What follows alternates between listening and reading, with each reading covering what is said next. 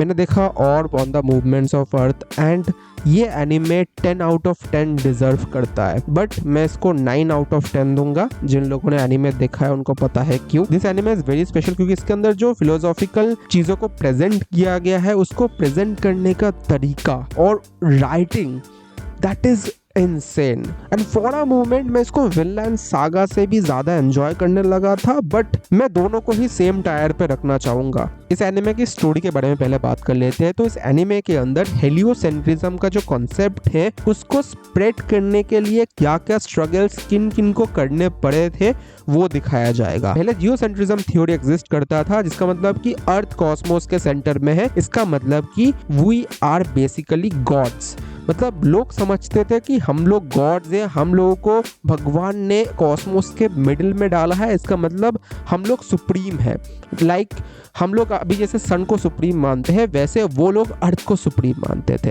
And अभी जैसे हम डेमोक्रेसी पे बिलीव करते हैं, वो लोग थियोक्रेसी पे बिलीव करते हैं। थियोक्रेसी का मतलब है कि चर्च जो है लोगों के ऊपर रूल कर रहा है एंड उनके जो डॉगमा, सुपरस्टिशन, बिलीव्स है उनको स्प्रेड कर रहा है एंड उसके ऊपर उसके सराउंडिंग में काफी ऐसे रूल्स बनाए जा रहे हैं जिसकी वजह से लोग सफर कर रहे हैं। तो ये जो पीरियड है जहाँ पे एक चर्च रूल कर रहा है एंड वही लोग बेसिकली लॉ एंड ऑर्डर है, तो इस पीरियड में जब आप हेलियोसेंट्रिज्म के कॉन्सेप्ट पे रिसर्च कर रहे हो तो उसके लिए क्या क्या कॉन्सिक्वेंसेस उनको फेस करने पड़ेंगे जो रिसर्च कर रहे हैं, वो चीज आपको इस एनिमे के अंदर देखने को मिलेगा। एंड किस तरीके से वो टॉर्च, वो हेलियोसेंट्रिज्म का पूरा इंस्पिरेशन पास ऑन किया जाएगा थ्रू जनरेशंस, ताकि एक ऐसा वक्त आए जब लोग इसको एक्सेप्ट करने के लिए रेडी हो जाए। तो वो मोमेंट तक किस तरीके से इसको पहुंचाया जाएगा, उसी के ऊपर ये एनिमे है। 25 एपिसोड्स है, एक ही सीजन है इसका, स्टोरी पूरी कंप्लीट है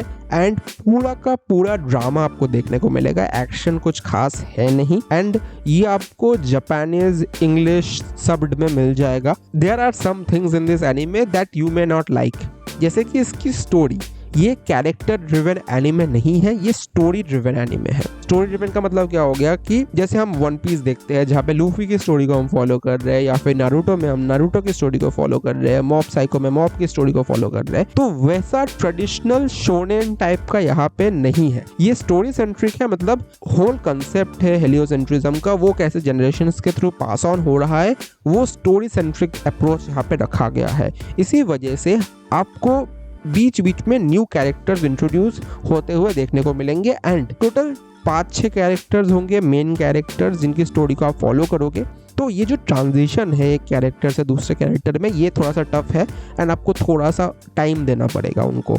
अगर आप उन कैरेक्टर्स को थोड़ा सा टाइम दोगे तो मेन स्टोरी से कनेक्ट कैसे वो कैरेक्टर्स हो रहे हैं वो भी आप समझ जाओगे। यहाँ पे टाइमलाइंस बहुत ज़्यादा है, तो इसी वजह से थोड़ा सा आपको देखने में प्रॉब्लम हो सकता है कि कौन से टाइमलाइन से किस तरीके से कनेक्ट हो रहा है, बट थोड़ा सा टाइम देना तो आप समझ जाओगे कि किस तरीके से कनेक्ट हो रही है चीज़ें। एक जो मेन विलन का कैरेक्टर है उसको कंटिन्यू रखा गया है बहुत हद तक एंड उसके पॉइंट ऑफ व्यू से जब दिखाया जाता है चीज़ों को तब भाई मज़ा आ जाता है यार। स्टोरी का जो मेन प्रोटैगनिस्ट आप कह सकते हो कि वो मेन प्रोटैगनिस्ट था जिसका नाम है रफेल। उसके अलावा भी और भी प्रोटैगनिस्ट है, बट रफेल के कैरेक्टर के ऊपर ज़्यादा फोकस किया गया है बिकॉज वो one of the most youngest protagonist है। बट यहाँ पे आपको एक एंटागनिस्ट के पॉइंट ऑफ व्यू से दिखाया गया है चीज़ों को। वो एंटागनिस्ट की स्टोरी कनेक्ट होती है एंड जिस तरीके से उसका कैरेक्टर डेवलपमेंट होता है उसके बारे में आपको पता चलता है। आप उसके लिए बुरा भी फील करते हो, बट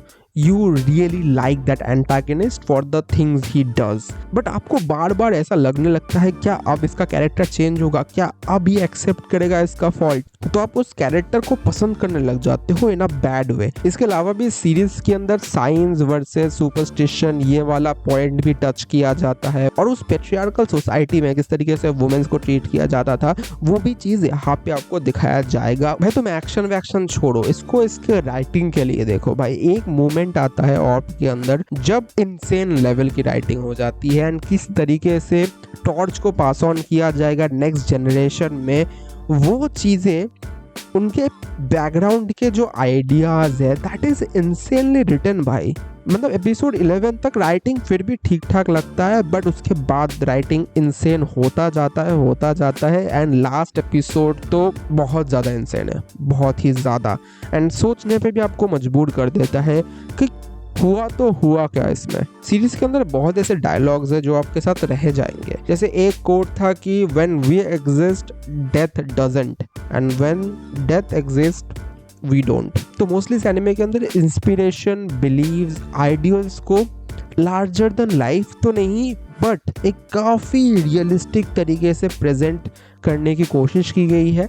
और इस एनिमे के अंदर कुछ भी चीज़ें ट्रेडिशनल तरीके से नहीं होती। बहुत ऐसे मोमेंट्स है जिसको डायलॉग्स के थ्रू समझाया गया है, but that is mostly the science part. And जो इमोशनल पार्ट है वो कैरेक्टर डिजाइन एंड एनिमे की जो पूरी वाइब है उसके ऊपर से आपको समझ में आएगा। मतलब ये लोग अपने जो स्पेशल मोमेंट्स है, जब कुछ रिवील होने वाला है, जब कुछ अच्छा मोमेंट है, तो वो मोमेंट को ना ये लोग बोल के नहीं समझा रहे हैं, ये लोग उसको दिखा रहे हैं कि इस तरीके से चीज़ें अनफोल्ड हो रही है। उसके लिए आपको वेट करवाया जाता है कि रुक जा भाई, मोमेंट आएगा तो बस रुक जा।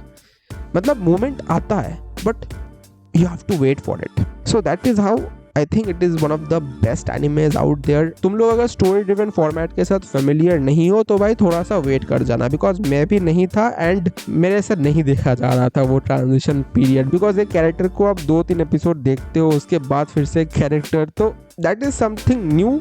बट अगर आप उस चीज़ से फेमिलियर नहीं हो तो थोड़ा सा रिक्वेस्ट कर रहा हूँ, वेट कर जाना, पे ऑफ मिलेगा। That's it for the video, bye.